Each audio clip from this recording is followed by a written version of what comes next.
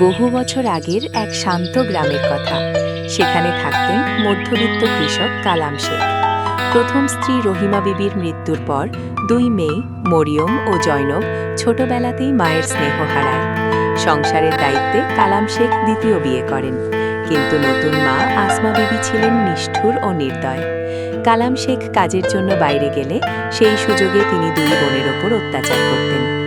আজ কয়েকদিন পর কালাম শেখ বাড়ি ফিরছেন, আর আসমা বিবি মেয়েদের ডেকে কড়া ভাষায় শাসাতে লাগলেন।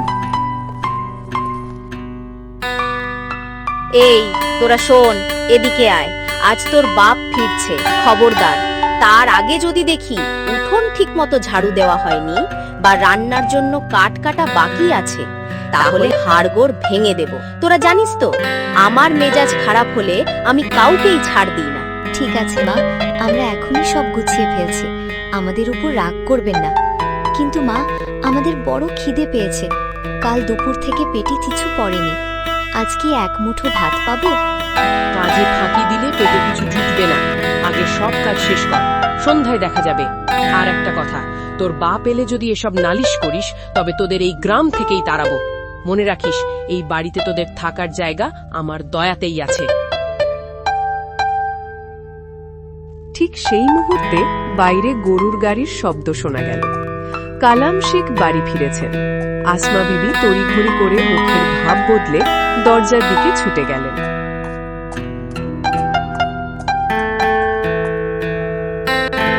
কেমন আছো গিন্নি? ঘরদোর তো খুব পরিষ্কার লাগছে। আমার লক্ষ্মী মেয়েরা কোথায়? মরিয়ম, জয়নব, তোরা কোথায় রে মা? ওগো, তুমি তো এসেই মেয়েদের কথা শুরু করলে। একবারও জিজ্ঞেস করলে না আমি কেমন আছি। এই সংসারে একা খেটে খেটে আমার শরীরটা শেষ হয়ে গেল। তোমার মেয়েরা তো নবাবজাদি, তারা সারাদিন টোটো করে ঘুরে বেড়ায়, আর আমি বাড়ির সব কাজ করি। আমার কপালে কি কোনোদিন একটু শান্তি নেই? আরে না না, রাগ করছো কেন? অনেকদিন পর ওদের দেখতে ইচ্ছে করছে তো, তাই ডাকলাম। ওরা কি তবে বাড়িতে নেই? বাড়িতে থাকবে কেন?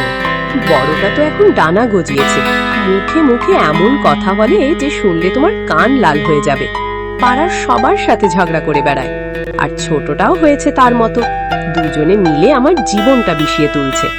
আমি কিছু বললেই ওরা বলে আমি নাকি ওদের সৎ মা, তাই ওদের ওপর জুলুম করি। এ কি বলছো?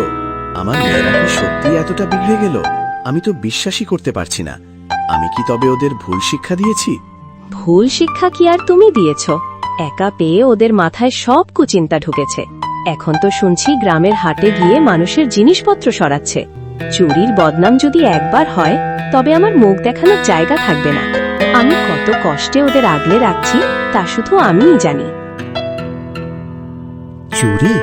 এই আমি কি শুনছি? কালাম শেখের মেয়েরা চোর হবে? না, এটা আমি মেনে নিতে পারছি না।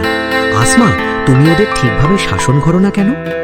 শাসন করতে গেলেই তো গ্রামের লোক আমায় নিন্দা করে, বলে সৎমা হয়ে মেয়েগুলোকে মারছে। আমার হাত পা বাঁধা গো, তুমিই এখন যা করার করো, নইলে একদিন আমাদের গলায় দড়ি দিতে হবে। ব্যাস, আর কিছু বলতে হবে না। আজ আসুক ওরা, আমি এর একটা বিহিত করেই ছাড়বো। ওদের এত আশকারা দেওয়া ঠিক হয়নি। গ্রামের শেষ মাথায় একটা ধানি জমিতে মরিয়ম আর জয়নব তখন ঘাস কাটছিল। বড় বোন মরিয়ম ছোট বোনকে সান্ত্বনা দিচ্ছিল। জয়নব, আকাশ কালো হয়ে আসছে, চল বাড়ি ফিরি। আব্বা এতক্ষণে বাড়িতে পৌঁছে গেছেন নিশ্চয়ই। দেখিস, আজ আমাদের জন্য তিনি শহর থেকে ভালো কিছু আনবেন। বুবু, আমার খুব ভয় লাগছে। মা কি আব্বাকে আমাদের নামে উল্টোপাল্টা কিছু বলেছে? আব্বাও কি আমাদের উপর রাগ করবেন? না রে পাগলি, মা হয়তো কড়া কথা বলেন, কিন্তু আব্বা তো আমাদের খুব আপন। তিনি আমাদের খুব ভালোবাসেন। দেখবি, আজ সব ঠিক হয়ে যাবে। কিন্তু বুবু, আমি শুনেছি মা ছাড়া এই পৃথিবীতে কেউ আপন হয় না। মা চলে গেলে বাবাও নাকি বদলে যায়। তুই ছোট তো, তাই এমন ভাবছিস। চল, আব্বার কাছে গেলেই সব ভয় কেটে যাবে। মরিয়ম জয়নবকে সাহস দিলেও মনে মনে সে নিজেও খুব চিন্তিত ছিল। তারা যখন বাড়ি পৌঁছালো, দেখল কালাম শেখ উঠোনে রাগী মুখে বসে আছেন। তাদের দেখেই তিনি গর্জে উঠলেন। কোথায় ছিলি তোরা এতক্ষণ? আমি বাড়িতে এসেছি আর তোরা বাইরে ঘুরে বেড়াচ্ছিস। কোনো আদব কায়দা কি তোদের নেই? তোদের নামে যা শুনছি তাতে আমার লজ্জায় মরে যেতে ইচ্ছে করছে। আব্বাজান, আমরা তো বাইরে খেলতে যাইনি। মা আমাদের বলেছিলেন ঘাস কেটে আনতে, তাই আমরা দূরে গিয়েছিলাম। মিথ্যে কথা বলবি না। তোর মা তো বলল সে নিজেই সব কাজ করে, আর তোরা অবাধ্য হয়ে বাইরে বাইরে ঘুরে বেড়াস। তোদের এই অবাধ্যতা আর চুরির স্বভাব আমি একদমই মেনে নেব না। দেখলে তো আমার সামনেই কিভাবেই মিথ্যে কথা বলছে। এটাই ওদের আসল রূপ। মা, আপনি এমন কেন বলছেন? আমরা তো আপনার কথা মতোই সব করেছি। আব্বাজান, বিশ্বাস করুন, আমরা কোনো ভুল কাজ করিনি। চুপ কর, তোদের কথা আর শুনতে চাই না। তোদের শাস্তি পেতেই হবে। আজ রাতে তোরা ঘরের ভেতরে আসবি না, বাইরে বারান্দায় থাকবি। আর কাল সকালে তোদের সাথে নিয়ে আমি একটু বাইরে বেরোবো। তোদের ছোট খালার বাড়ি দিয়ে আসবো, সেখানেই তোরা থাকবি। ঠিক আছে আব্বাজান, আপনি যা বলবেন আমরা তাই করব। দুই বোন ভাবল ছোট খালার বাড়ি গেলে হয়তো তাদের কষ্ট একটু কমবে, কিন্তু তারা জানতো না কালাম শেখের মনে কি চলছে। অন্ধকার রাতে খিদের জ্বালায় তারা একে অপরকে জড়িয়ে শুয়ে রইল। আর আসমা বিবি মনে মনে হাসছিল, কারণ সে কালাম শেখের মন থেকে মেয়েদের প্রতি ভালোবাসা কমাতে পেরেছে। আমার মনে হচ্ছে ওনার সন্দেহ হয়েছে। উনি কি আসলেই মেয়েদের খালার বাড়ি রেখে আসবে, নাকি আমার মন রাখার জন্য নাটক করছে? সকাল হওয়ার আগে আমাকে একটা পাকা বুদ্ধি বের করতে হবে। ওই আপদগুলো যেন আর এই বাড়িতে ফিরে না আসে। সারা রাত দুশ্চিন্তা করার কারণে ভোরের দিকে আসমা বিবির চোখ লেগে এলো। গভীর ঘুমে সে এতটাই আচ্ছন্ন হয়ে পড়ল যে কখন সকাল হলো আর কখন কালাম শেখ মেয়েদের নিয়ে ঘর থেকে বের হওয়ার প্রস্তুতি নিল সে টেরও পেল না। এদিকে সূর্য ওঠার আগেই মরিয়ম আর জয়নব তৈরি হয়ে বাবার কাছে এসে দাঁড়ালো। আব্বাজান, আমরা দুজনেই তৈরি। খালার বাড়ি যাওয়ার জন্য আমাদের আর তর সইছে না। আমরা কি মাকে ডেকে বলে আসবো যে আমরা যাচ্ছি? না না, একদম না। তোমাদের মা এখন গভীর ঘুমে আছে, তাকে জাগানো ঠিক হবে না। শরীর খারাপ হতে পারে। শোনো, আমি শহর থেকে তোমাদের জন্য নতুন কিছু কাপড় এনেছি, সেগুলো সঙ্গে নিয়ে নাও। খালার বাড়িতে কয়েকদিন থাকবে, কাজে লাগবে। ঠিক আছে আব্বাজান, আপনি যা বলবেন। সত্যি আব্বাজান, আপনি কত ভালো। চলুন, দেরি হয়ে গেলে আমরা আর পৌঁছতে পারবো না। আপনিও তো আমাদের সাথে থাকবেন, তাই না? হ্যাঁ রে মা, আমিও থাকবো। চল, এখন অনেক কথা হলো, এবার রওনা দেওয়া যাক।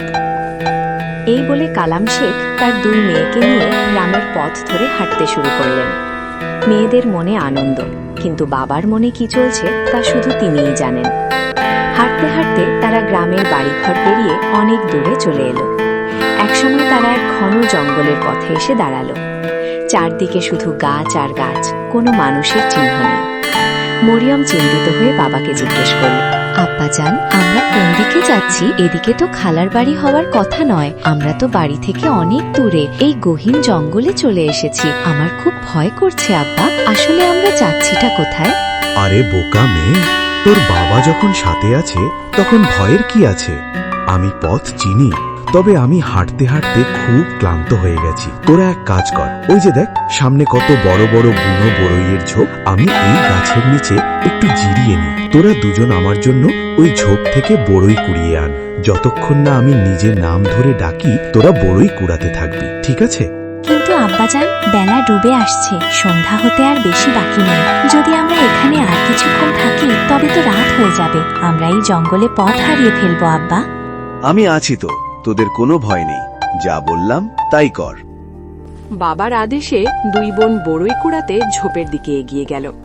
জয়নবের মনে খটকা লাগছিল, কিন্তু বাবার কথার ওপর ভরসা করে সে চুপ থাকল।